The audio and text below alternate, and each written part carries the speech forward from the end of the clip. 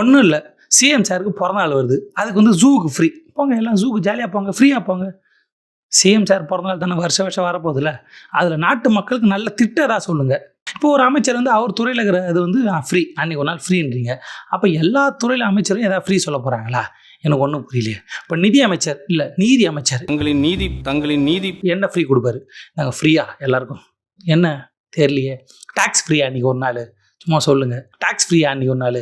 இல்லை அன்றைக்கி ஒரு நாள் பெட்ரோல் ஃப்ரீயாக கொடுக்குறேன், எங்கள் சொந்த காசில் கொடுக்குறேன்னு வைக்க போகிறீங்களா? இல்லை இப்போ டாஸ்மாக்கு ஒரு அதோட அமைச்சருக்கு அவர் என்ன ஃப்ரீயாக கொடுப்பாரு? அந்த 10 ரூபா கேன்சல் பண்ணுவார், 20 ரூபா கேன்சல் பண்ணுவார், இல்லை எல்லாமே ஃப்ரீன்னு சொல்ல போகிறாரா? வாய்ப்பில்லை ராஜா. அதுக்காக எதிர்பார்க்குறேன். ஏன்னா ஒரு அமைச்சர் ஃப்ரீன்னு சொல்லியிருக்காரு.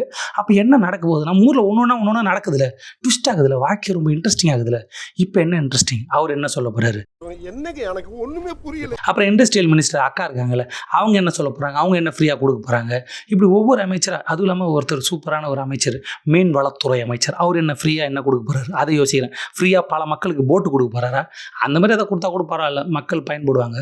No comments. ஃப்ரீயாக ஜூ இதான் நடக்குது. ஆஹா, அருமையான திட்டங்கள் உலகம் ஃபுல்லாக. உலகம் இல்லை, தமிழ்நாட்டில் மட்டும். என்ன பேசுறது பேசினுக்கிறேன். திட்டத்துக்கு வார்த்தை இல்லாமல் திட்டின வார்த்தை திருப்பி திட்டிட்டு இருக்கிற.